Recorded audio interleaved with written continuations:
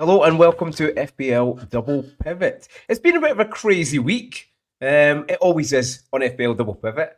Myself, FPL Veteran, and alongside me, FPL Discomfort.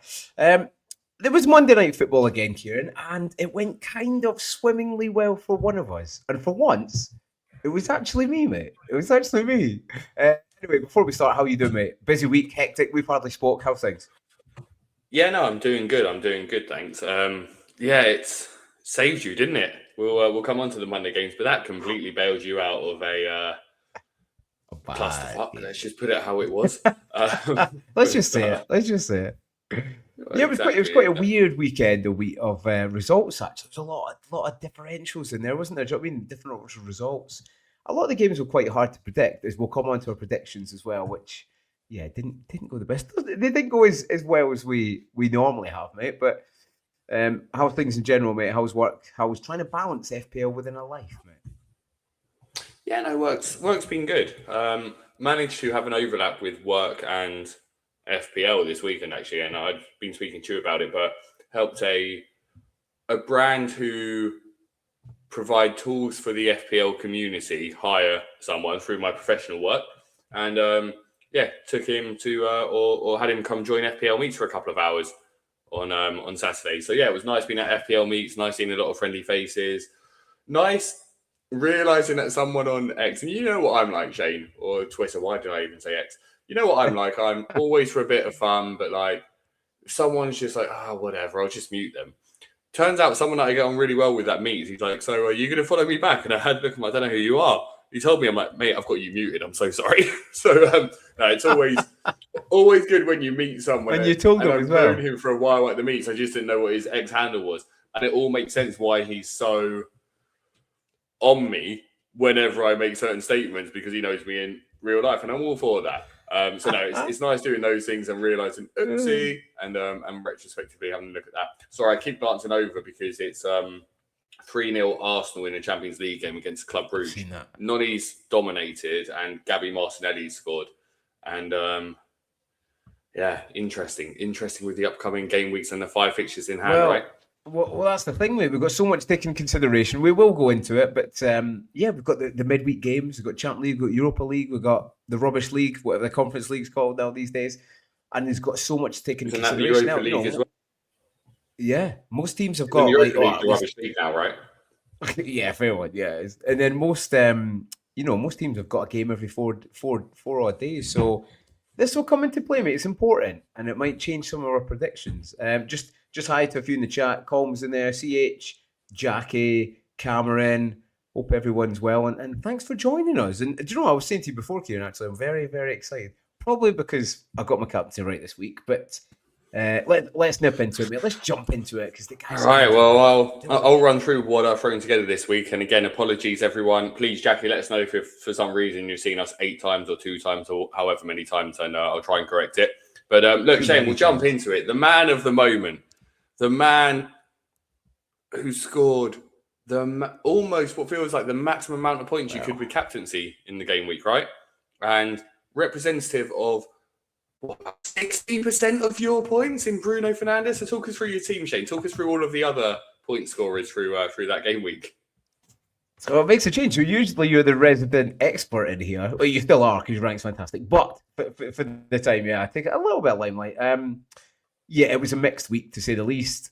It's pretty much, and it's quite pertinent that Bruno's in the middle of that, mate, really, because he's done all the heavy lifting. So Vicario and O'Reilly started off well with 6 point apiece.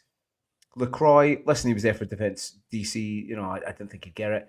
Hall, mate, I didn't put enough time. I've been busy away skiing and instructing stuff, so I didn't put enough time to the side. And yeah, I brought Hall in, and it was bad, mate. I was thinking of Gordon. I thought, you know what, I need a defender. Let's bring Hall in, and yeah, it was bad. Eddie Howe left him on the bench. I think Eddie Howe roulette is worse than Pep now. They've changed, mate. They've switched, so that didn't go the best. Midfield, Rodgers, Villa scored twice. He was unlucky. Again, obviously they beat your Arsenal, which we'll come on to in a minute. Saka got an assist, ticked along. Gakpo, he'd looked good, but he got taken off as he normally does. Gets rotated with 2 points. Reinders 1 point, but he started from the bench. Always a bit of a risk. And the guy who's kind of in competition with, Ryan Cherky, smashed it up. So it's just a bit of luck. But, 1 week Reinders might go off, the other Cherky might go off. I mean, I think I prefer Cherky more, but yeah. Thiago up top, he didn't score. I think he's not scored for 3 game weeks now. He's still going up in value, so that's quite interesting. Haaland, the cap. Well, suppose the cap for most people. And then Bruno Fernandes, mate. Just stop it, Bruno. And for once he came through. I've had him this season. Remember the start of the season where he missed 2 pens? I had him for that. So in the end, 64 points. It was okay, but I still made a few mistakes, as we always do, Kieran. For some reason, I even worked out, I said, Chelsea will get a clean sheet and Chalobah could get a goal or something. He didn't. He got 11 point out and I missed out on 9 points, which even at my rank, mate, which is not all right rank, 9 points is huge. So that was my fault. I didn't want to play the double Palace defence, and yet I had them first bench. So that's fully on me. Elsewhere, Mark Guay, Munoz obviously missed it, and Petrovic on the bench for 7. All in all, good game week, mate. If you can get over there all the average and a green arrow, then it's good. I never look, you know what I'm like, mate. I never ever look at, I'm doing a Trump there. I never ever look at my rank, and I actually did this game week. And it was good because it was up to about 670, 680k. And then Bruno, mate, I mean, he could have had more. Did you watch the game? Because that's the scary thing. He could have had more, and he should have had more. Wolves were shocking, mate. Wolves were so bad. And it just shows you the power of the differential captain, doesn't it? And that's the key thing that maybe this season I'm starting to hopefully, touch wood, get right, mate. But overall, not bad. Talk to me. Good bits, bad bits. The Bruno bit. Well, this is it. If I had more time, I would have just gone through, would have used AI and said, go through the double pivot episodes this season and screen grab for me all the times where Shane slags off Bruno Fernandes, says he's overpriced, says he doesn't get the hype on him. So that I could just play at this moment of you going, I love Bruno Fernandes, could have done all of this. No, look, it was a good one, and as a special treat, Shane, I made that for you. Just got a nice slide on it. Because if we look at the rest of the team, like you said, lots of disappointment amongst this team. I personally found the Hall punt weird overall because I know he's got the upside, but I don't know, Livramento's a bit more secure. Maybe I'm boring in those things, but exactly on the no, you're right. On the aspect of Eddie how do you secure it? And Livramento got the clean sheet as well, right? Because he came off early. So he did. Yeah, he did. And I was who was your bench jam? You had Lacroix for Munoz, right?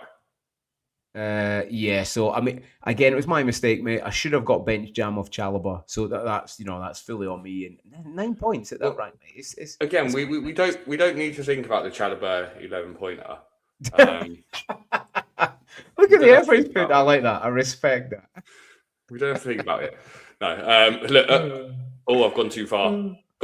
There, both with the joke and with the slides. So yeah, no, it was a good one. And like I said to you when you posted it on Twitter, it's great that your captain got you 36 points. My captain got me 4 points. So, the 18 from Bruno and my captain got me 22. You got 38 points. That's 16 points more you gained from that captaincy. So it's no wonder that you got more. Oh, you didn't get more points than me. Oh, how did that happen? With that 9, I might have. I did have a look at your team actually. But before you move on to yours quickly, you're seeing on the Bruno, mate, and I slag him off, right? And this is maybe the first season or one of the start of the season where I'm actually trying to take, if I don't like a certain player, I'm taking that out, and I respect someone he's world class. Let's get this right. He is world class, and he's in a team that every single time. I remember the first ball through for Dallo when it was 0-0, and he almost scored. And I thought to myself, who played that ball through? And I was like, that's a stupid question because we know who played that ball through. He's just everywhere. And maybe that's a good thing on my part. I'm trying to adapt. Even though I'm not a big fan of his, I've changed and I recognise that, it's the right time to bring him in, mate. But yeah, it wasn't bad. Talk to me about your team. That again, you got more points. You're better. Green arrows keep rolling, Shane. The green arrows keep rolling. It's mate. Tell everyone through your team, mate. You're absolutely smashing it. So look, the man at the moment, Petrovic, is getting his clean sheet, and doubling that up with Senesi, who definitely wasn't bench. Okay, he was bench sham. He was 100% bench sham. But that double Bournemouth, it set me well. Having two lots of double up on defences means that when they clean, you do haul. And I think that's just a massive thing. And particularly when you're looking at the defenders, the outsiders on mine started to merge away from having the reliable DEFCON players. I felt like O'Reilly was a bit of a mistake over the last few weeks and regretted bringing him in. But then he got his clean sheet. And he still looks super attacking. Like he's almost like a second striker. So I do think a haul's in there in the next 3 game weeks, hopefully. The midfield, again, one that I regretted, Eza coming in for Soboslai. And then Soboslai does the business and gets me 8 points. He did. Foden coming in last week as well for, who was he? He would have been for Semenyo. He came in a couple of weeks ago, actually. I can't even remember anymore. But that doing well. Rooney with his 18 points. But again, the bench is rough. And that's slightly terrifying when it is. We're 2 game weeks away from my planned bench boost in game week 17. If only they gave us 5 free transfers or something, right? Just to make this all a little bit easier. That would have been good. Yeah, I wish I'd done that, mate. Because looking at my team now, Munoz is an issue. Gakpo's an issue. Good job we got those 5 free transfers coming up. So, look, I guess, Shane, we'll move on from there. There's no point dwelling on last week for too long because we've got the game week coming up pretty quick. Fixtures, results, like you said, nothing special from either of us. We got 4 correct results each. I think there were some silly predictions in there from us. There were some sensible ones as well. What's your thoughts looking through the results here? Anything still stand with you?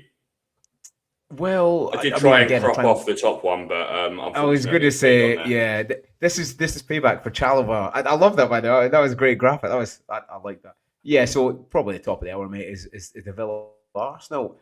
I thought Arsenal would have enough, but listen, that 2 main centre backs out, it is starting to hurt Arsenal a little bit. Hopefully, maybe are one of them back tonight, or did they go that centre back pairing again? No Timber either. Timber's nursing an injury too. So Christian Norgard playing centre back. Again, I wouldn't read too much into that. Like Calafiori was injured; he's just come on for a few minutes. Arsenal are clearly top of the Champions League. They were on 15 points, and they were still 3 points clear of other teams going into this, right? So they're through. They're winning 3-0 against Bruges. They could have lost the game. They're through to the next stages. Wow. So it was a heavily rotated team. Wouldn't read too much into it. But to your point, it's an interesting one because neither team did enough to deserve to win it in reality. If you look at the way it played out, Villa's XG was all built up in that final goal from 4 goal line blocks, all accumulated to over 1 XG. Yeah. And Arsenal were defending everything at that moment, and it is disappointing to lose it. But it was a game that I think a draw was probably the fair result in that one. And I think it's a shame when you do drop points in that. It's Arsenal's only 2nd defeat of the season, and we're in December. Yeah. And Villa away at this stage of the season, you wish you played them earlier type of game, right? When Villa were absolutely awful and drawing 1-1 with 10 men Sunderland, scoring their first goal of the season, you wish you had them then. But it's out the way now. And the good news is Villa is a tough game, and you kind of want that opportunity to retaliate to the pain as soon as possible. And of course, the fixtures from last week are our fixtures in game week 19 because they completely reverse. So Arsenal get that opportunity sooner, or very soon, considering we're in December, because 4 game weeks is 2 weeks. Yeah, so tight, Pat. But you're right. I think a draw was probably a fair result. I did watch the game, and that goal line clearance, about 5 of them until Buendia, put it in. The centre back pairing, obviously with injuries, they are starting to hurt Arsenal. Hopefully, they can get players back. But I think we're going to give a shout to Villa as well, because at home, I mean, remember over the first 6, they were what, 3rd bottom or something? And the next 6, they've just completely turned it around. Very, very good home record. So it wasn't a surprise it was a close game, but I think it was just a surprise they got the last minute winner, It's not panic stations for Arsenal, I mean, they're still winning the Champions League. Okay, City are catching up, but I still don't really see another team playing as champions, in my opinion. City, don't get me wrong, they're playing well. I'm not saying they're not, but, still conceding goals and stuff like this. Not this weekend. Obviously, they won 3-0. Sunderland. I mean, we can roll into that game. I thought it would have been a little bit closer, and that was probably the key reason why I went against Haaland. I think we've all got to recognise he's a phenomenal player, but he can't score 2 goals every single game. He can't. And if we can get a midfielder that scores 1 goal, Bruno, he's straight on probably a 10, a 12 pointer. So I was a little bit lucky because Man City 3, you think he's going to get at least one. I think, what's your opinion on this game? Because I think last week, his score obviously got inflated a little bit because he got 2 assists, which, by the way, we're very lucky. And he doesn't really get assists. So that kind of added to his total, added to his bonus. He doesn't really have that in his locker. Was there ever any chance that you was going to go off Haaland, or was it just set on Haaland this weekend? It's just logical. It's Haaland at home against one of the worst teams in the league. Like, forgetting about what Sunderland have done and the form they've got, the form's mainly built on excellent home record, which again has been built on playing not great teams until they faced Arsenal, where they conceded 2. They drew, but Sunderland away, it was a logical one to go for. I do agree with you, though. I see people often go in differential on their captain and back in a striker. And I think Haaland's the only striker you can captain because of the difficulty to get. Yeah. It's easier for a midfielder to get a significant haul as a captain. So if you're going against Haaland, it does, for me, always have to be a midfielder. So I think, you did well on that one. I think, look, Brentford seeming to lose a few games now. Oh, look at that. Oh, come on. You could not bring that in. They'll be fine. I think they do why continue. I was they looking be fine? 19 points after 15 games. 6 points clear of the relegation zone. But, I don't know. Yeah, I mean, they still have to be careful. Still have to pick up points. But the home record is very, very good. They beat United at home. Who else? Beat Newcastle at home. They just got beat 1-0 by City. I think they've won 4 of the last 5 at home. Liverpool, they beat Liverpool as well, I'm pretty sure, at home. So, again, just like any team that needs to stay in the Prem, the home record is vital. I think they've got enough firepower. Still got Damsgaard. They've still got enough, enough players making it happen in there, and enough creativity within the side. Defence is lacking a little bit. It is. They've not really got it together yet. Like maybe Hickey and that are still out. The interesting thing is that those teams that you said they've beaten at home, right, which is impressive. When you consider they've not got that many points, right, that kind of then supports my argument. And that then also means they've got to play all those teams away from home. So all those good results. Yeah, I think it comes to got to play them away. Well, Liverpool at the moment, I think they'd be quite happy to play Liverpool. But no, I think it comes down to the fact of there's 3 more teams worse, isn't there? I mean, Wolves are gone. They are. They've gone. For me, Burnley have gone. So they're 2, and then it's the one spot up for grabs, and that is quite difficult. I mean, we could probably again roll into that. It's like we practiced this, Kieran, but probably roll into the Leeds 3-3, and they're not bad at home, Leeds, are they? They're all right. They're quite resilient, aren't they? They're actually scoring more than 1 goal, which is good. DCL, bloody hell, he's like a Haaland Mark 2 at this stage, mate. I might get him in. Jokes, I'm not getting him in, but yeah, I think it's a little bit of Leeds being more resilient at home and picking up points, is obviously against Liverpool, and Liverpool being poor as well. Did you watch that game? I caught that game, and it was good for the neutral. Great for the neutral. Not good for Slot. I caught that one. Interestingly, they've only failed to score in 1 of their last 7 games, Leeds. And I see people I was looking, targeting and going, but Leeds away from home, they're a different team. They are, to an extent. Yeah. They are still decent for a goal, right? They did get 2 goals against Man City away from home. So away to Brentford, I'm seeing lots of people going for double Brentford defence. I'm considering it. Don't think you're getting a clean sheet in that game, though.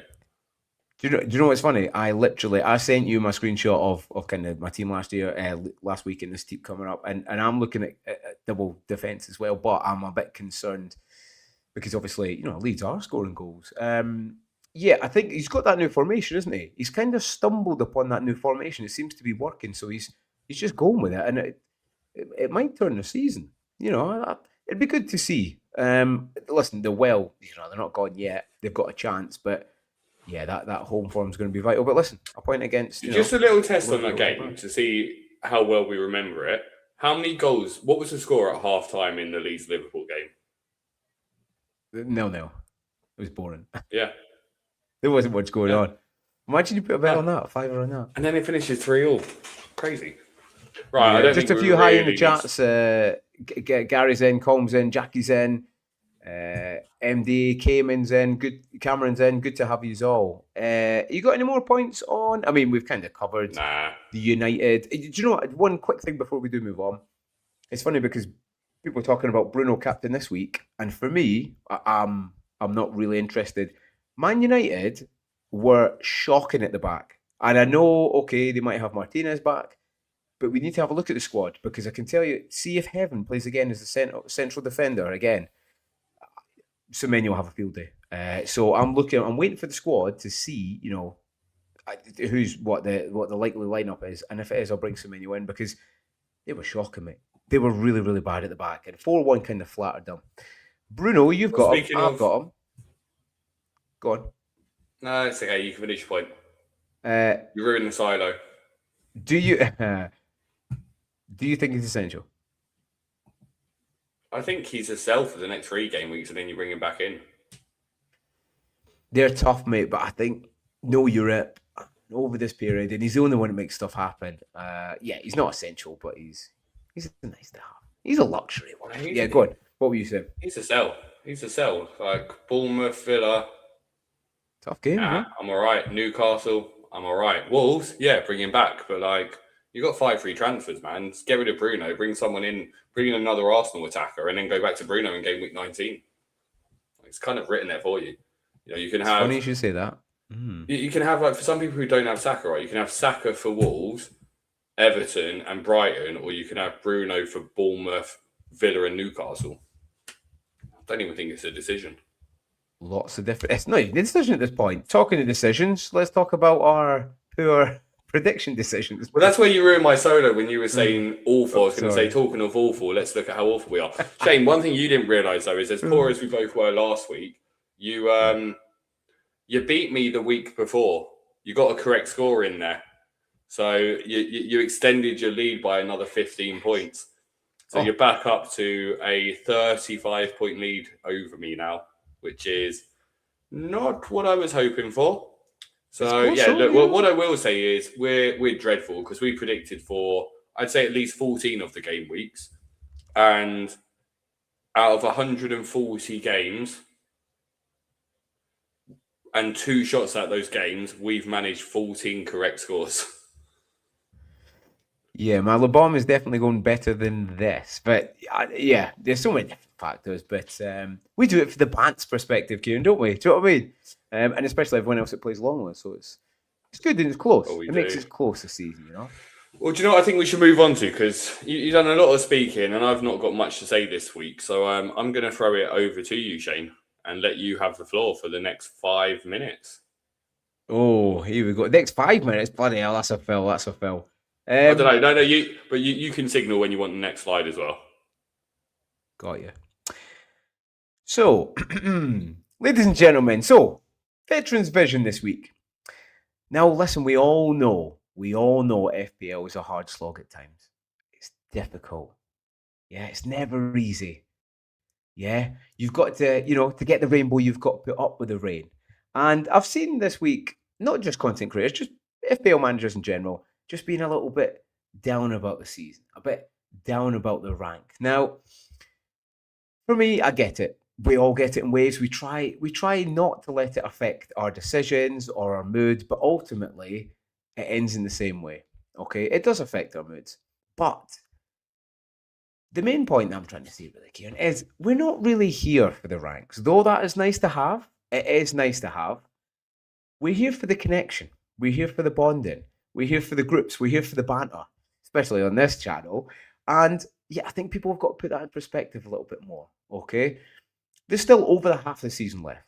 And the points are so close that if you leave Chalobah on the bench or if you bring him on, the 9 points, it'll make such a difference. And one good game week, one green arrow could make all the difference. If I could just quote, ain't about how fast I get there. Yeah? Ain't about what's waiting on the other side. It's the climb, Kieran. It's the climb. That's what we're in for. We're in for the journey. We're not really in for the rank. when for everyone to be together in the groups, having a bit of banter, and ultimately just having a little bit of fun, mate. Kieran, can you tell me who said those wise words, or more better, who sang those wise words? Well, I can, and it's where I went slightly wrong here because I was thinking about like how I approach FPL and how I approach this show and how I approach most conversations of FPL, and I got the wrong image, Shane. I got the wrong image. I came in like a wrecking ball, mate. I came in crashing like a wrecking ball. No, obviously it wasn't Miley Cyrus for that one, so I got the wrong artist. I got everything wrong now. It's like American Disney star. It's got to be Miley Cyrus, but no. The Climb, was that Demi Lovato? No, it was Miley Cyrus. Yeah. It was Miley Cyrus. It was Miley Cyrus, yeah. When she was, enough. I think she was like Disney Church, was like, I don't know, young, like 18, 19. And yeah, she's right. We should all listen to a little bit more Miley Cyrus, mate. But I do respect that picture. And one thing I will say this week, Kieran's on fire with these slides. This is what I'm talking about, the banter, the bonding. What's your feedback on that, Kieran? I know it's hard for us to not get affected. And I still sometimes get affected and I think, such and such has scored and that kind of thing. But we can only make our decisions. I think FPL's like, I've said to you many times, it's like a jigsaw that we don't have all the pieces to. We've got to make the best decision with the amount of pieces that we have and then just let fate do its thing. Do you know what I mean?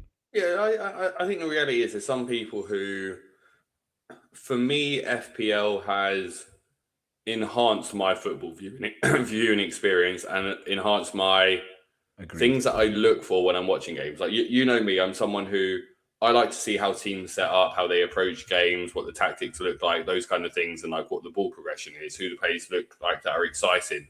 We've, through our conversations, through some of the things, and we posted some of these on X, but being able to identify people like Minter super early on, Anderson super early on, Believer super early on, because of watching the game through that aspect. And at those times, they weren't FPL assets, right? But it's because I was watching games of teams that I don't normally watch that I started to pay closer attention to the makeup of them, the tactics. And for me, I enjoy that part of it.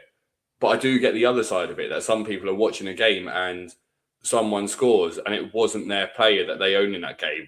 And instantly they're like, it was Mbeumo and everyone owns Mbeumo. And I think the dangerous thing are the people that are checking their ranks regularly throughout a game week in reaction to every single action that happens. You can't pick every player in this game.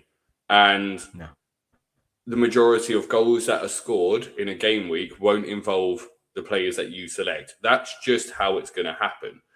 And I think having that acceptance is the most important thing. It reminds me of, there's a guy called Mo Gordat who he was over at Google for a number of years as part of, I think, the innovation, like Google X Labs over there. And he's got a great book. It's called Solve for Happiness. And there's a great backstory behind it, and going off on a slight tangent here.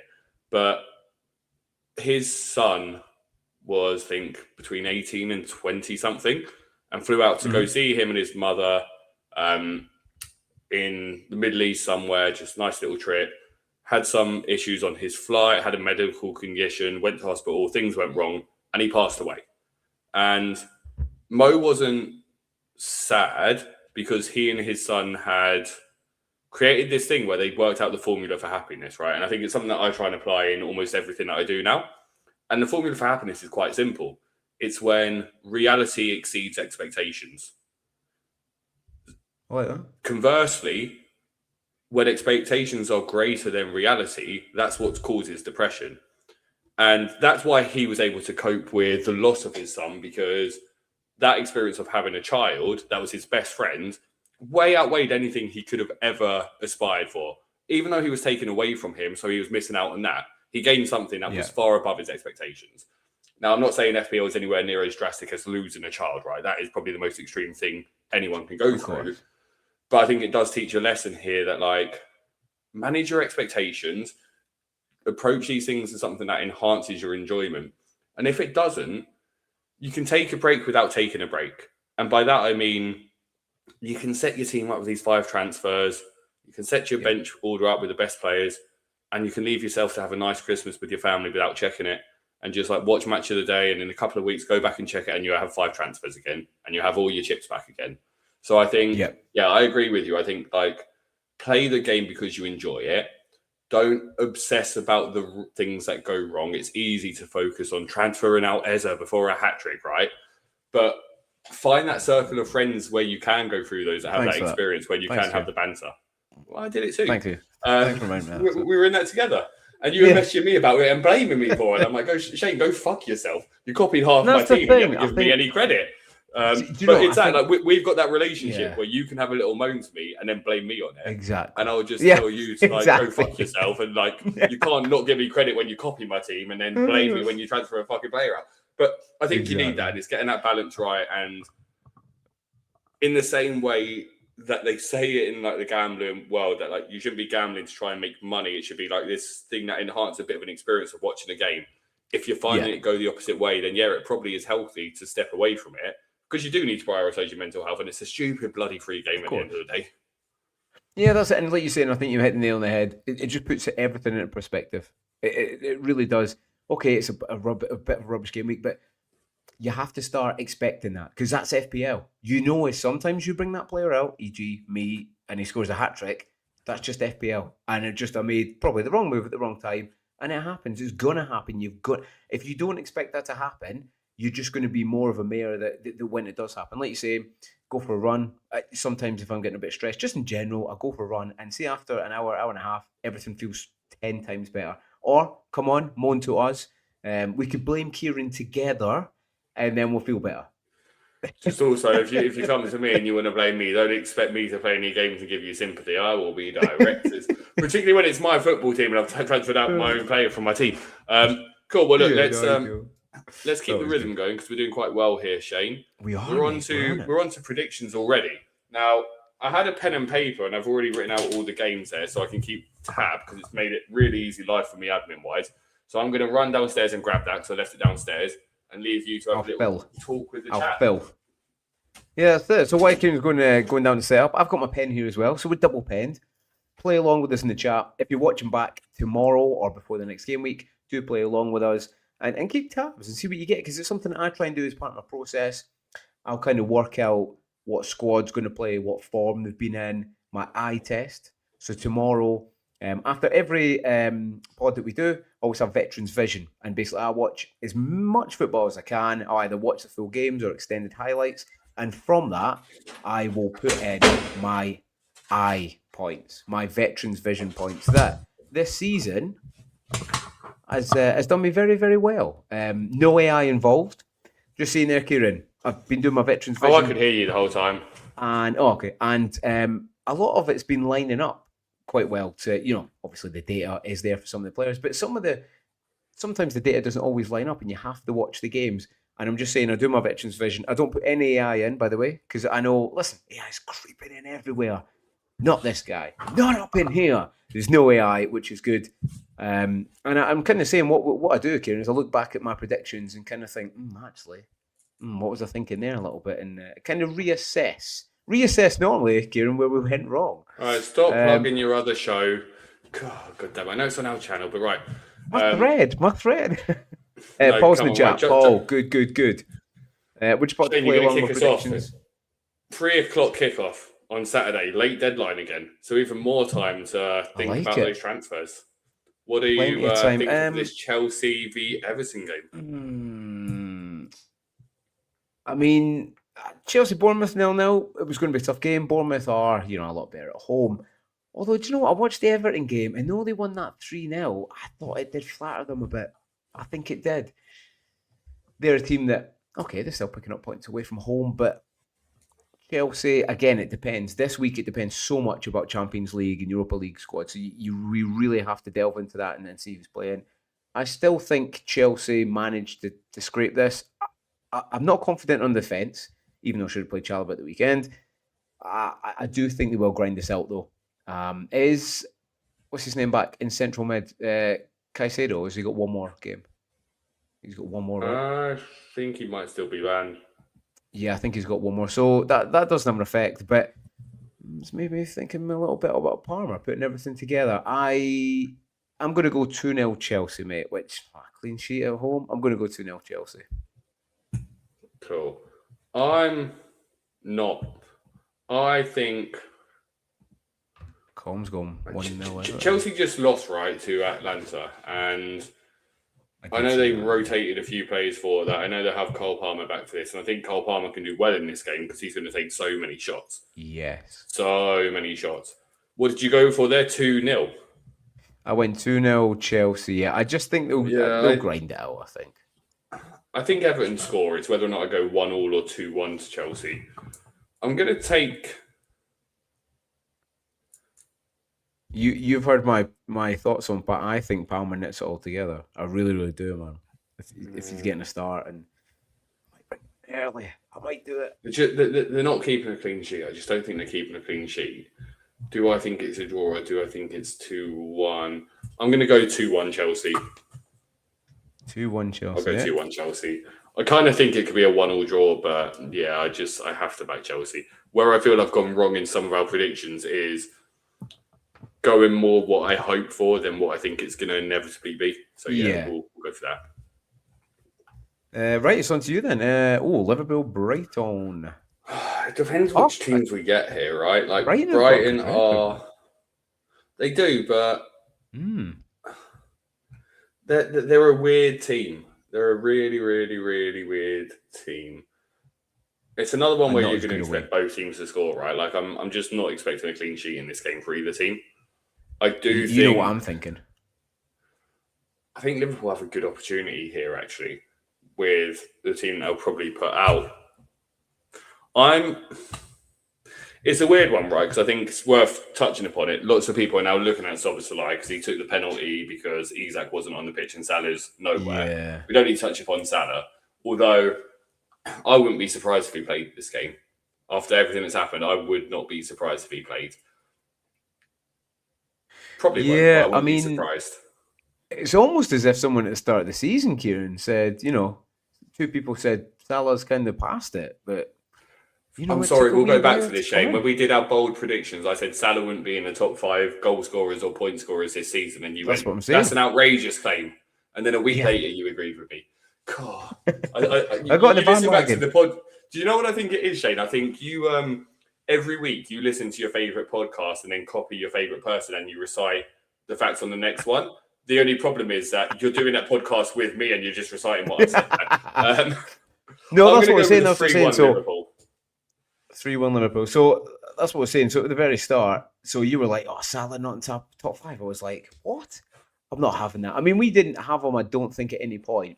But I mean, we didn't think it'd be this level. But yeah, I mean, you might as well cross it off, Kieran, because he's not going to be in the top 5, mate. Smashed it. Just like your season, mate. Smashing it. I'm just lucky I'm on the pod with Kieran. 3-1 Liverpool. Verts, I'm going to say it now. I think Florian Wirtz is going to go on like a pretty epic run over the next 4 weeks. Yeah, well, I think I said, was it the week before last, where he probably had his best game in Liverpool shirt. I mean, that bar is still pretty low, but yeah, he's going to have to start performing, and he is a performer. He's a very, very good player. Now with Salah kind of pushed to the side, maybe he gets that. I mean, he kind of had a little bit of a free roll the other day, dipping in out left into the 10 position. So, and maybe that's what he likes. I think this is going to be tough for Liverpool. I still think they're very, very, very weak. I mean, how people thought at any point bringing Konate in, Kieran, was not an insane decision was beyond me. Yeah, it's just too many mistakes. But listen, it's not just him; it's the whole back line. And do you know what I see in the back line in Liverpool when they concede? Is Van Dijk crashing out, and I'm thinking to myself, you're still culpable in this. You know what I mean? He's not been the best defender so far, so I still think they concede. Do I go as far as they draw, they lose? I actually think it's either going to be a Desi or it's going to be like a 3-2. I'll go with Desi. I'll go with Desmond, mate. I'll go maybe Wirtz to save them, and I'll go 2-2, mate. Nice. I knew you would on that one. You already hinted. They could very much well lose that, though. They really could. What about the interesting one, right? Another team that's getting lots of hype for their upcoming fixture run, and certain midfielders getting lots of attention, and strikers as well, are coming from Fulham. And we've got Burnley v Fulham as that 5:30 game. I do wonder sometimes whether I know it impacts me slightly. If I've got a 50-50 between two players, if I get to watch the game, I'm more likely to bring that player in because, again, going back to that added enjoyment. But what's your thoughts on Fulham assets and how do you think Burnley v Fulham goes? Do you know what? This is what I've loved about this season, Kieran. Like, we've had during the week, we don't really speak too much recently because we've been so busy, but we've been aligning so well. So I've been looking at Fulham assets. Maybe not the Josh King because he's still more of a winger and there's still competition there. But I was liking Chukwueze the other day, mate. And I know he's away at AFCON, which I'm gutted about because I was keeping it on the DL a little bit, mate. I was like, Chukwueze, 5 free transfers, he's coming in. You could still maybe if that one. He's in a free hit all day. If you're free hitting this week, then I think you probably go with him. Yeah, I liked him the other day. He was good, mate. He was clinical. Yeah, he was good, man. I really liked him. But yeah, Fulham have got some very, very good fixtures. And even though I'm trying to change my mind, Kieran, I've not said about Anderson. I mean, I don't think Fulham keep that many clean sheets, but they've got 3 decent fixtures coming up. So he's a possibility to come in. I like the Josh King. I don't know if you're thinking about him for bench boost. I have to start thinking about bench boost, and he might be one that I bring in. Wilson, what's your thoughts on Wilson? He just doesn't do it for me, Wilson. He's not consistent enough for me to pick him, I don't think. You looking at Wilson? I'd probably look at a Iwobi instead of a Wilson, to be honest. I'll let you get your prediction in first.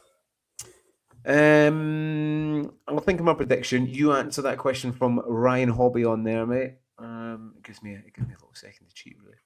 Ryan, no, you get all your 5 free transfers back and your team reverts back to what it was game week 15. If you hit the free hit button, it basically undoes your transfers. I'm going to go 2-0, mate. I am. I'm going to go 2-0. I know Burnley are half decent at home and you do score the odd goal, but yeah, I think Silva's, he's a good manager. Fulham are pretty solid. More at home than away, but they're going to have to start picking up away points to get away from that, kind of relegation zone. So I'm going to go 2-0. And could this be a wee Anderson? Is there any other Fulham defenders you're looking at? What about Sessegnon? I'm not looking at Fulham, mate. I think it's mental to look at Fulham. I think people are absolutely fucking mental for looking at Fulham players. Because for defence, mid, or an attack? All 3? Mate, they're losing their best players. Yeah, they're losing quite a few, mate, yeah. Alex Iwobi makes that entire team tick. He is everything to that team. He connects the defence to the attack. He's the one that does the driving runs, carrying the ball, that pulls players away, that creates space for other players. Like, him gone is a disaster for them. Do you know what I'm going to do? I'm going to write this down, actually. I'm going to do an AFCON video on what affects more teams. That's coming up. Look forward to that. But yeah, actually, there's a lot. I'm glad Chukwueze's gone because he was like 1.2% owned, so. But yeah. Then you throw in the fact that, like, Burnley are good at home, right? I know people are going to look at their recent games and go, oh, they're not that good at home. But their recent games at home were Arsenal, Chelsea, and Palace, I think, right? Before that, they're solid. They are very solid at home. They are difficult to break down. They revert back to what their championship defence was. And if you're looking at a team that they're going, yeah, we can get a win here. This is another home win. It's Fulham, a team that concedes like 2 goals a game away from home. A team who their best attacking threat is Raul Jimenez. Like, that just sink in. Not old school Raul as well. Old school Raul Jimenez was decent, but I mean they're going to play this week. My bench boost draft and it's got Raul Jimenez in it, and I'm like, but hang on a second, like why? Why do I want a Palace player in my team when they're losing Iwobi? Yeah, but are they going to play this weekend though, aren't they? They'll play this weekend, but like, see, that's what I mean. Parting gift, Chukwueze. Again, if I had free hit, I'd be Chukwuezeing all day, mate. Sparta, good to see you, mate. Foxy's in the chat as well. Until I look into the 2 teams and how I see the game going, and like Fulham don't have the creativity to break down Burnley. I just don't think they do. I think this is a 1-0 Burnley for me. I think Anderson could get a wee header for the first header in 2.5 years. He could come in, mate. He could come in. Who's on next? It's on you. No, it's on me. Oh, no, it's on me because I just went last. Well, no, Shane, it's obviously on me. Yes. Who predicted second? It's not that hard to follow on this, is it? You always go 2 in a row. In Scotland, In Scotland, we don't really count to 4 much. You just 3, and then we just sack it off after that. But we're only counting Arsenal, to 2 here, Wolves, Shane. mate. You go, I go, I go, you go, you go, I go. Arsenal, Wolves, mate. The floor is yours, kind sir. This is a question of, will it be as many as Arsenal scored against Leeds, Tottenham or Forest? Or will it be more? Could be. And I think that's a genuine question, because I think Wolves are the kind of team that I'd expect Arsenal to break down relatively early on in the game. And if they do, I think you could be looking at a 2 or 3-0 by half time and could see a little bit of rotation earlier in the second half. And all of the players that are coming on will be desperate to get on the score sheet against a team that's 3-0 down. That I think the foot won't come off the gas to the same extent. I think this is somewhere between like 5 and 6.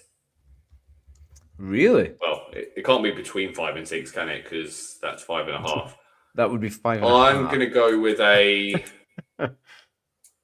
I'm going to go with a 5-1. A 5? Oh, conceding the Wolves.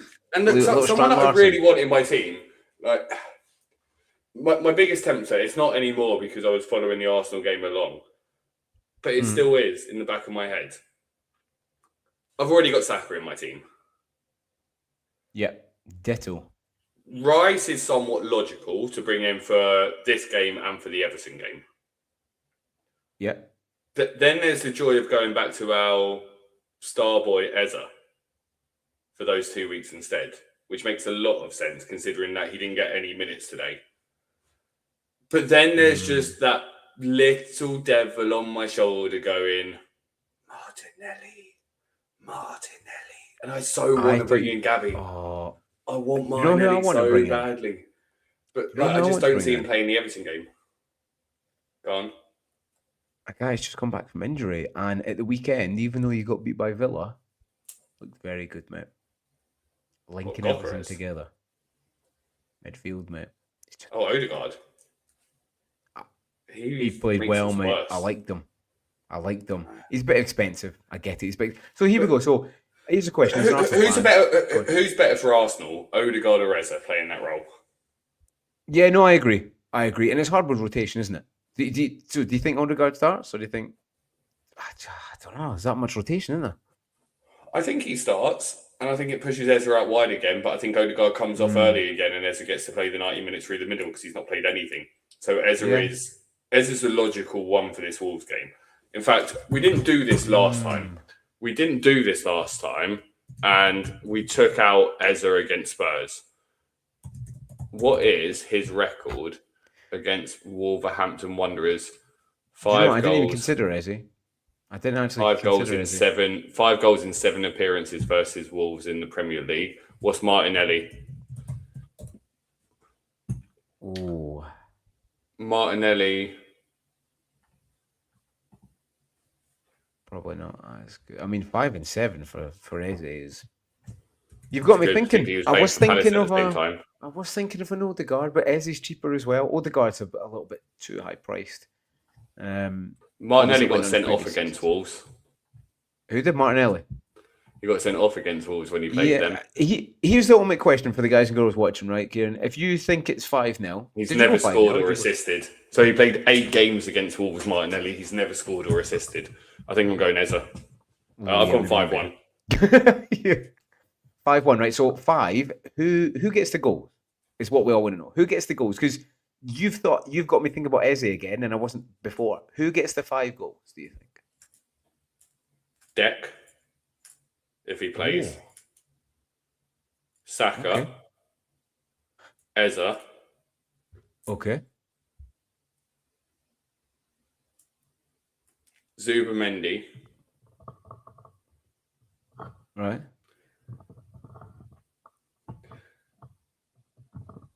And Martinelli late off the bench. Do you think Marino starts in this? Yeah, Marino plays every game. Mate, what about He won't play striker. He won't be playing striker.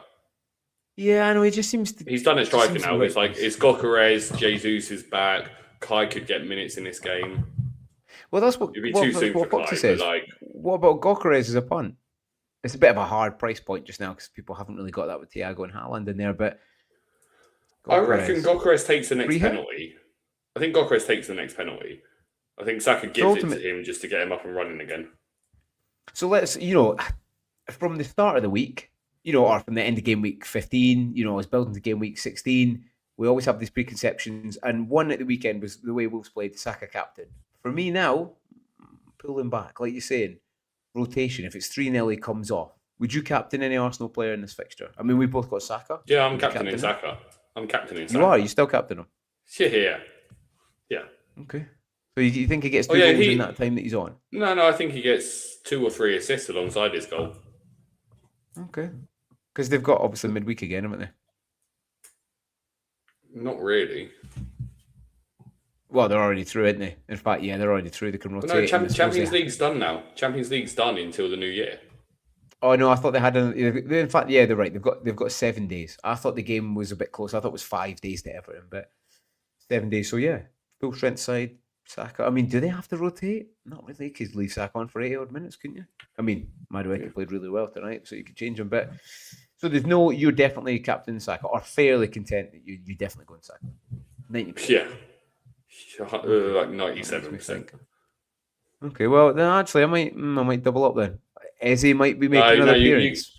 Hey, listen, I'm not having you do any of that and then fucking messaging me at like 10:30 p.m. going, "Oh, Eze got sent off. Oh, I knew I shouldn't have copied you." Like, I'm going to mute you on Saturday. Well, obviously not very good copying if I'm not the same rank as you, so I need to copy a bit harder, mate. 5-1, you've gone. I think. Quick one on the centre backs. Who do you think is going to play centre back? One mad thing I'm just going to say: Arsenal won 3-0 today away to Club Brugge. Who do you think got man of the match? Madueke scored 2. I'm not saying the FIFA official one. I'm just looking at Sofa score. Madueke scored 2, and Zubamendi assisted both of them. And the other goal was scored by Martinelli and assisted by no one. Who got man of the match?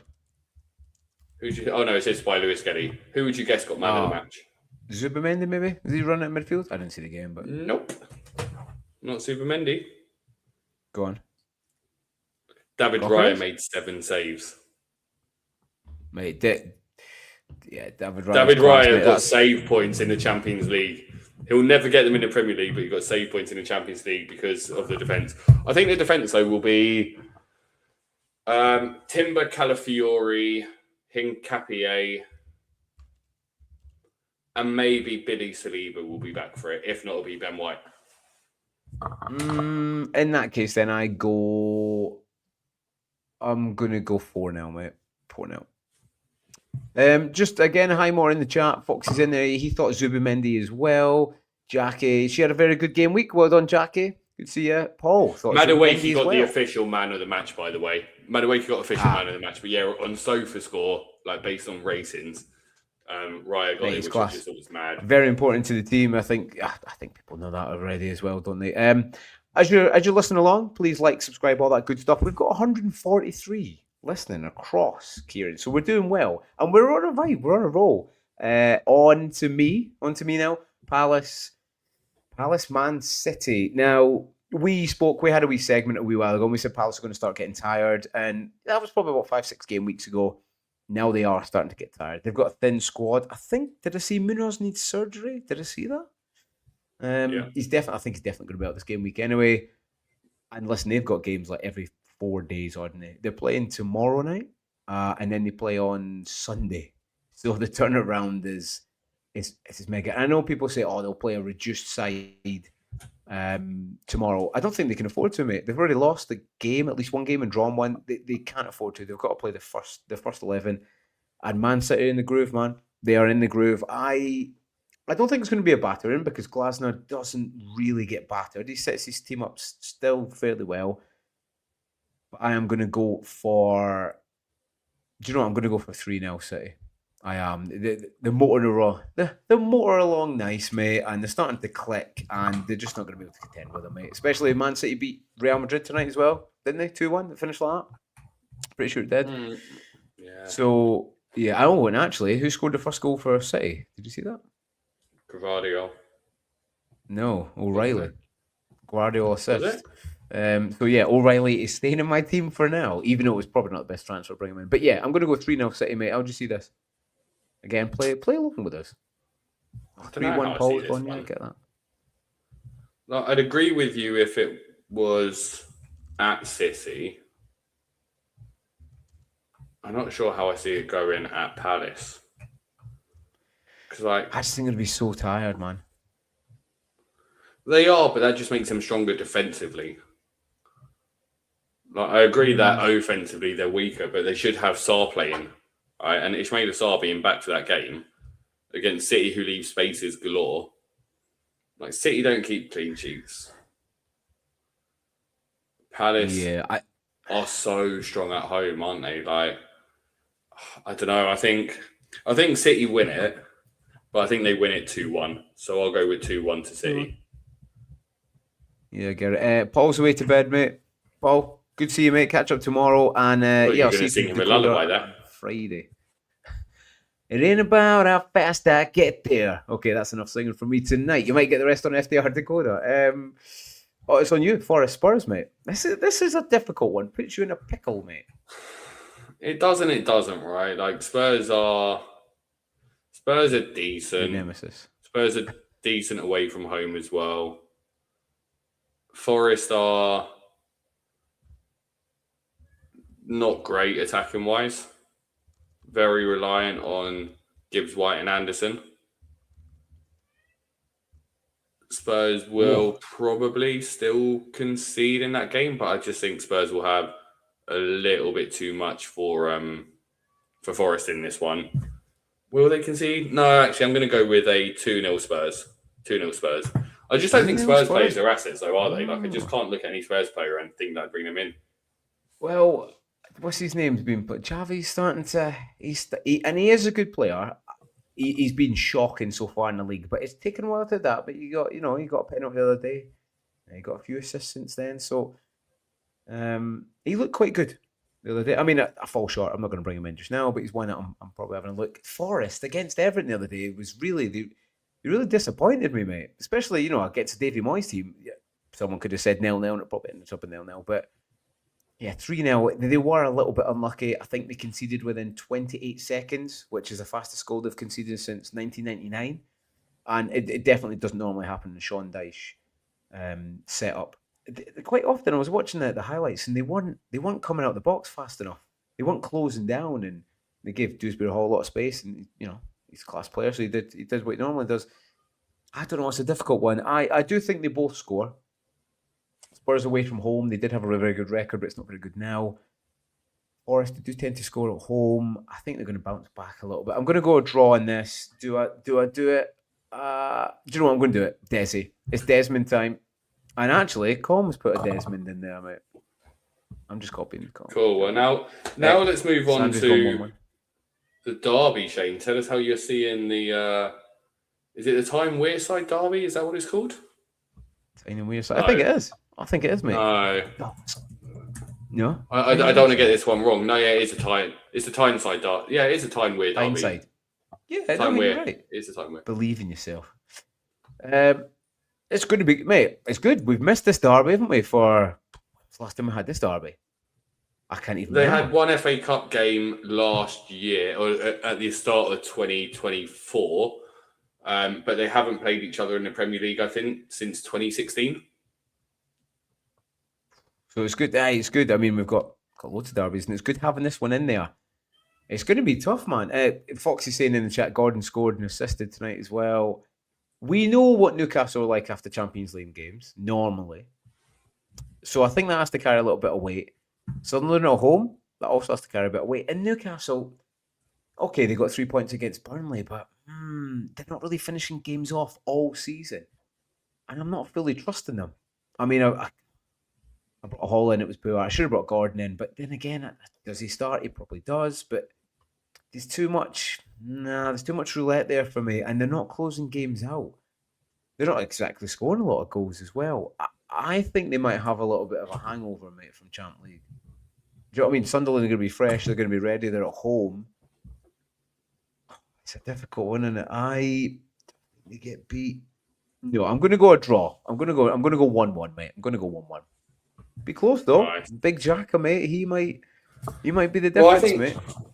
I think this is one of those games where the 9 years of them waiting for this, I think form book goes out the window, right? I was on a space yesterday on one of Cayman's spaces, and we were having this chat, and I really like Anthony Gordon on a free hit this week for this game.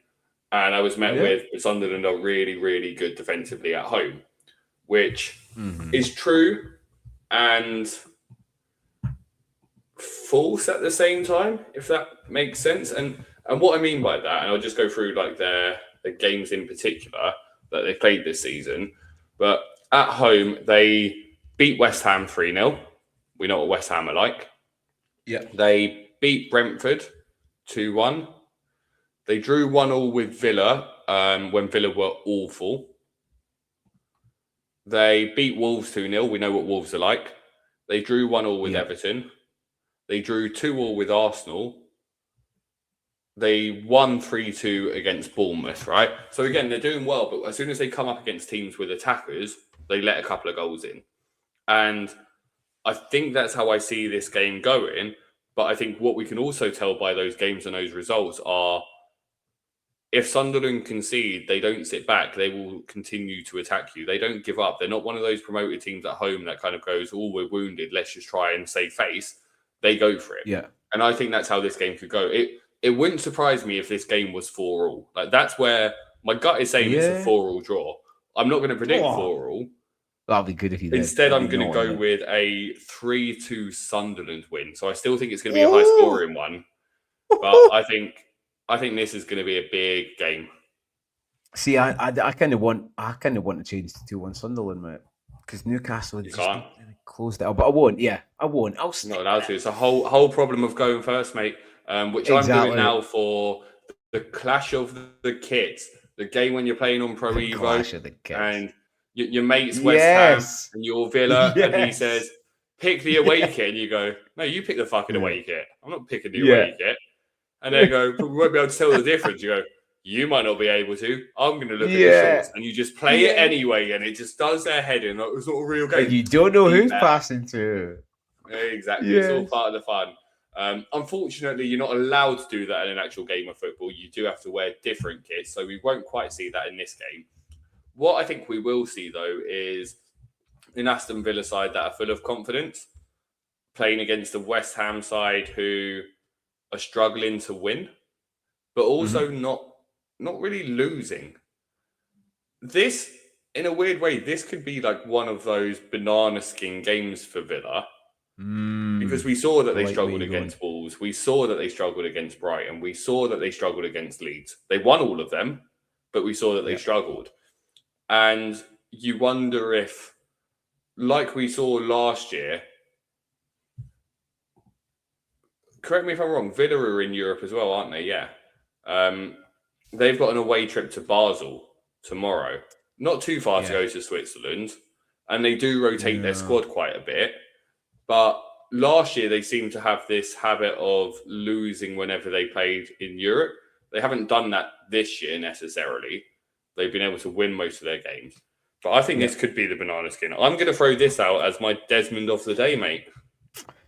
Well, Desi, it seems, and I think we have to take into consideration, we've been saying it all day today, the European games, because, the professional athletes, I get it, but we have to look at, delve into the squad as well. Palace a little bit thin. I think Villa, the issue was at the start, the first 6 games where they were so poor, mate.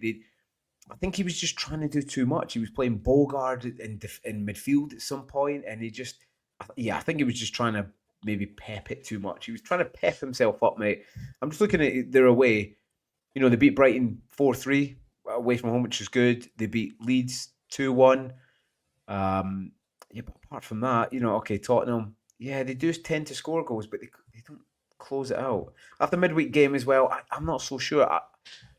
I think you're right in this. A lot of people are looking at Bowen, for free hit, or some people actually had him last game week. Someone in our league had him. I can't remember, but listen, kudos if you did have him. Yeah, it could be, mate. I agree with you. I don't know if I want to go to the same as you. Do you know what? I'm going to go 3-2 West Ham, mate. I know that sounds insane, but Nuno has been improving them. Like, regardless of what you think, I know they're still poor, but they are a far cry of what they were 5, 6, 7 game weeks ago. So yeah, I'm gonna go for a little exciting game. 3-2. Hippie's in the chat, mate. Good to see you. If you don't see his videos, mate, go and have a look at his videos. Very funny, mate. Very funny. Right, Brentford Leeds. Last one is Sunday, which is a mega Sunday as well. Brentford Leeds. Your favourite club, mate. Brentford. Talk to me. Why would I talk to you? You're first. You're really still not getting the grips of this, are you, Shane? I've had a nightmare. Okay, I'll make this nice and easy. 2-1 Brentford. Bam. Another 3 points. Brentford continue the march. Safe. Maybe even Europe. Who knows? By the way, that was a joke. I take that back. Not that far. But yeah, 2-1 Brentford, mate. So I'm just checking. You were telling me earlier that you're planning on going double Brentford defence and you think they're going to concede. Well, no, I was thinking about it. I'm going to go 2-0 Brentford. I'm going to go 2-0 Brentford because despite what I was saying earlier about Leeds' ability to score goals, they couldn't score goals away to Burnley. They couldn't score goals away to Brighton. I think they're just not very good scoring goals away to home against teams that begin with the letter B. So, yeah, I have to follow. Like the facts are in front of me, Shane. Like Brighton, Burnley, 3-0, 2-0. And what I've then got to work out is, do I think Brentford are more like Burnley or like Brighton? And I think they're more like Burnley. So that's why I'll go with the 2-0. See, that I still think they're susceptible. I mean, I've been looking at Kelleher and Collins double up, but I am quite worried. 4 yellow Leeds card, are poor Collins. away. 4 yellow card, Collins. They, even though they're away, I don't know. Liverpool, Leeds. I don't know. They've just got a little bit of a spring in the step, mate. With that new formation, it just worries me a little bit. Jackie's gone 3-1. Cameron's gone 2-1. Colm's gone 3-2. That could be a really good game.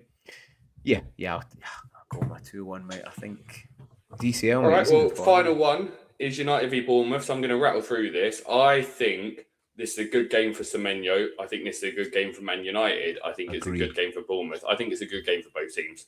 In short, I think it'll be a high-scoring affair. I think these are two teams that do love high-scoring draws, and I think it sets me up for my second Desmond of the day. Oh, I knew it was coming. The Des and Tron, mate. Yeah, I mean, Com's gone 4-1 in there. This is my issue the other day, right? United did play well, and they do score goals, and they're at home. They score quite a few goals against most opposition at home. But the other day, they were poor, mate. And if Martinez comes in, I get it. They're a little bit better in heaven, but the whole back line was poor, mate. And at times, Wolves got through them. And if they actually could score a goal, or they're more clinical, they could have done more damage. So they are still ropey at the back. I do like Semenyo for this, and I even wrote it down in my notes, mate. It's exactly what I was thinking. With that back line, just to run at them, they'll just be a little bit worried. Tim score it. I don't know. It's a difficult one. United are always one game away from implosion. We know this. From one game to the next, it's amazing. The next one is, get everybody out of the club. It's poor. What we can't forget, though, is Bournemouth have conceded a lot of goals away. I mean, I'm just looking here. Conceded 3 to Sunderland, 4 to Villa, 3 to City, 3 to Palace, 2 to Leeds. 4 to Liverpool before that, and then 4 to United.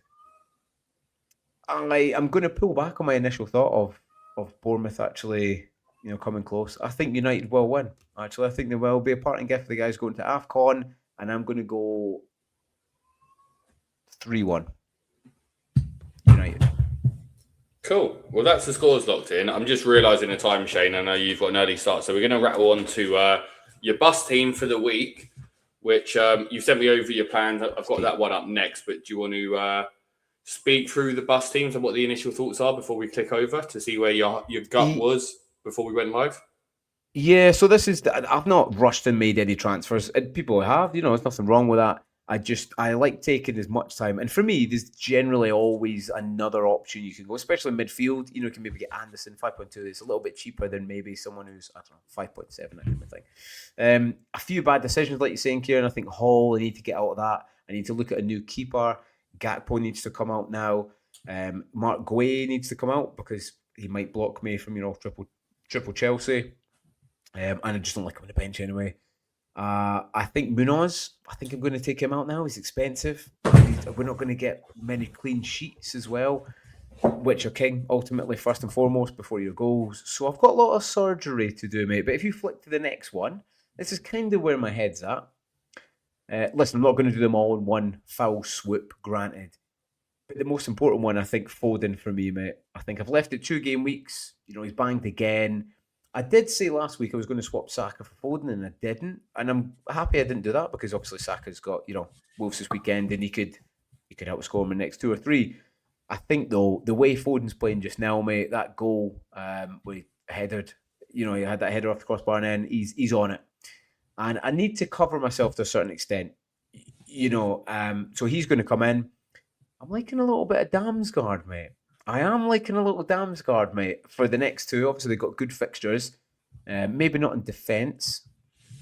I did come back from my initial, I did have double Brentford defence, Collins and Kelleher, and I've changed that. So I've gone to double Sunderland defence, which will not be to Kieran's ears, but yeah, that's kind of what I opted for. Roger stays in there because he's got some good fixtures. He's got West Ham coming up. I think he gets something in that. He's not got a high ceiling, but still, I like his price point. I like to keep him in there for now anyway. Haaland, Thiago's going nowhere. Fernandes is going nowhere. Saka's going nowhere. And I think, likes LaCroix, they're staying on. But that's kind of where my head's at for the next wee while. I'll probably make 1 or 2 moves this weekend. Recoup another one. I have to think like you, Kieran. I have to think about bench boost. I'm probably looking at 19. I think you're looking at 17, right? But I want to leave my options open a little bit, so I'm a little bit uncertain. But 5 transfers to navigate it, mate. I need to try and use the, use the max amount if I can. But that's where I am, mate. That's kind of where I am for this game week, mate. Damsgaard. I know you're thinking, wow, Shane's on to something here. I had him in my draft for bench boost game week 17 until I then started to look into him and watch the games back. And then I thought to myself, why have I put him into my team? And then I remembered why I put him into my team. And it's because I went on to Peter's FPL team app and arranged midfielders by expected points. And Damsgaard was towards the top with 4 points. Now, the reality is Damsgaard don't get DEFCON. He got DEFCON against Burnley. He got DEFCON against Liverpool. That's it. He also got it against Villa, right? But he's got it 3 times in 15 games. That's 20% DEFCON. It's not enough. Oh, he didn't get it against Liverpool. He got 11. And he barely got it against Burnley. He hit the 12. He doesn't get attacking returns. He got an assist against Liverpool. He got a goal against Fulham. Just at his price point, I feel like there's a lot of better options out there. I don't know. I'm looking at those transfers, Shane, and I'm going Obi is nothing, right? He doesn't play. He's just a Alderete is nothing. You won't be playing him. Rose. Well, it depends. Yeah, it depends on the fixture. Not every week, but yeah. Yeah, no, I don't know. It's interesting. I think you'll have a few changes to that by the time you start making moves. Would be my instinctive thought looking at that. Yeah, these are initial thoughts. Yeah, but it's Foxy put on there. Do you think O'Reilly starts in the weekend after tonight's start? It's a good point. He's away. He doesn't play every away game, so I'm not sure. I am not too sure, mate. But yeah, that's where I'm kind of at. It will change, but that's where I'm. Let's have a look at yours, mate. This is what everyone's here for. Up to what? 14k. Everyone's here for Kieran's team, mate. Talk through what plans you've got coming up and what you're going to do for game week 16. Yeah, so Bus team has a few different issues in there.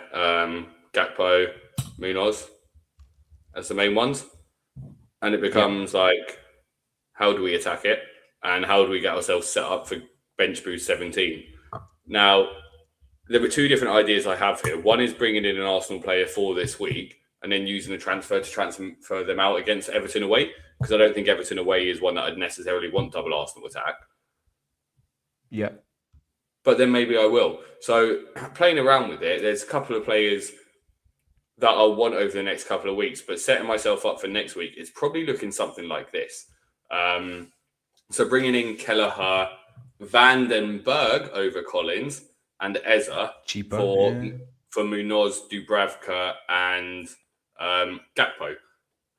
So yeah, gives me that double Arsenal attack for this week. Senesi hopefully plays. If not, I don't really care. Lacroix's fine, not great. You don't get DEFCON against City, so I might lean towards Mukiele if I think it's going to be a 3-2, because that gives opportunity for him maybe to get an attacking return. We'll see. Yeah. Again, I don't know. Like that, I'm just accepting that one of my defenders is probably going to score me 2 points this week, which is fine. But I like the midfield of Eze, Szoboszlai, Foden, Saka, Bruno. And then the front two of the obvious Leeds and Thiago and Haaland. The moves that would then happen the following week to kind of get it ready for bench boost would be taking Bruno out and bringing in Minter to upgrade Gui to Ekatike and upgrade Mukiele to maybe a Truffet to have triple up on the Bournemouth defence for that game week. Because I really like the fixture for them the following game week, and I think tripling up at home against Burnley could be quite good on the defence side of things. So a few different options in there. Making these moves enables me to have the price point to be able to do that. Do you know what? Yeah, Foxy's asked if we fancy Anderson. Yeah. I just don't like that Fulham team moving forward. I think this game they might be fine, but I just think as soon as you lose Alex Iwobi, you lose a lot. And they're losing more than just Alex Iwobi. Yeah, Chuckweezy's going. Yeah, they've already got a thin squad. I like it, mate. And again, I didn't look at the Arsenal squad really tonight, but if Eze didn't play, he didn't play at all, did he? No. So we bought him Salmon. So I think, and we know what positions he gets into, and like your record as well. So yeah, that's definitely a massive consideration, especially against Wolves. They're just getting battered. They are going to get battered. But even the manager's now talking, not very good. He's only just taken over. He took the job. That's the job he wanted. So get on with it. No, it's a good squad, mate. I like the Ekatike shouting a bit. I do like that because at some point, listen, he's going to. Well, do you know the main reason of getting Ekatike in on the bench boost? Go on. For me, it's not necessarily for that game against Spurs away. Yeah. Although I don't hate it. It's because the following week he plays against Leeds at home. I just think there's a nice ceiling there. Yeah, probably differential. And then I'm wildcarding in 19, right? So I think this is the key thing with my team is I just need these players to get me through bench boost and game week 18. And then I'm wildcarding. And I think that's where what I found most interesting this week and over the recent weeks, and this is going to sound like such a dick thing to say because it kind of is, but I'm seeing people go, I need to move Szoboszlai into my team. Already got him. I need to move Thiago. Basically, every team that I'm seeing in terms of the moves, they're bringing in players that I've got right now, apart from going after Fulham players, which is interesting to me because I'm only doing that to bench boost, and then I'm wildcarding into a I'm making 10 changes from my bench boost team to my wildcard team, which is mental. And I think that's what people haven't realised. I think I sent you the video of what my wildcard looks like in game week 19. But the fixture swings for a few teams is just mental. And getting on to triple Newcastle, getting on to triple Liverpool, all of these are just where the big opportunity is, isn't it? That's where the big opportunity is. I also forgot Liverpool are playing Wolves in 18. That's why I wanted Ekatike, because they play Wolves in 18. Yeah, and I think it's something we've done, touch wood, fairly well this season so far. Is we've got the players that a lot of people are moving to, and we're actually considering about maybe moving off and hopping off. And that's what we need to do. You need to keep fresh. You more than me, up to 14k, so it's fantastic. What I will say is, while everyone's watching and listening, please do subscribe. You can speak to the 14k guru more. 212 people watching, Kieran. So yeah, it's good. But no, I like your team, mate. I like your team. I do like the Eze pick. I might have to copy it. Although, what I will say is somebody had a captain of Ekatike this weekend. Can you tell me who that was? Your son? Yes, my 9-year-old son. So maybe I need to take tips off of him because he knows what he's doing. So anyway, the show's going fantastic, mate. I'm having a lot of fun doing it. You're having a lot of fun doing it. And we're actually up to more than 743 now. We're up to 759, I believe. So hopefully we're trying to get to a K by Christmas. If you could facilitate that for us, that would be absolutely fantastic. But it's been good, Kieran, isn't it? More people have been joining, getting on the bandwagon, and just like we were saying earlier on, mate, bonding. That's what it's all about, baby. Yeah, but I think we're there, Kieran. We're kind of almost there. We are getting it down. We got it down to an hour 20. We were actually really fast at the start, and then we kind of tapered off. But I hope everybody has enjoyed the show tonight. Foxy's in there, he's Offski. Good to see you, mate. Everyone who's been in there tonight. Eddie, Cameron, Jackie. Who else has been in it? Com, obviously. Probably we said Phil will get beat, so that's why he was in here. Adekembe, loads. Sandri, all the legends were in here tonight, mate. Kieran, before we leave, we will definitely catch up this weekend. We will. We've been saying it probably for about 3 or 4 game weeks now, while I've been out here skiing, gallivanting, as Kieran thinks, but I've been a little bit busy. We will catch up this weekend, mate. Have you got anything to finish the show off, mate? No, I'm all good. I think that's it. I think just good luck to everyone this week. I think, yeah, just key thing I'd say is just still stay patient on making your moves, take a few price hits because there's still more injuries to come with more European games, and it is the cold stage of the season. So don't blow your load on all your moves too soon. Take your time. I know it's exciting and it's like Christmas Day when they all came through, but use FPL to plan the moves rather than do the moves, and you have a much more peaceful time. But no, good chatting with you, mate. That's it. Look forward to Fixture Dakota on Friday, and then back here next week. So for now, everyone, have a fantastic weekend. Have a great game week. Enjoy it, and we'll see you next week. See you in a bit.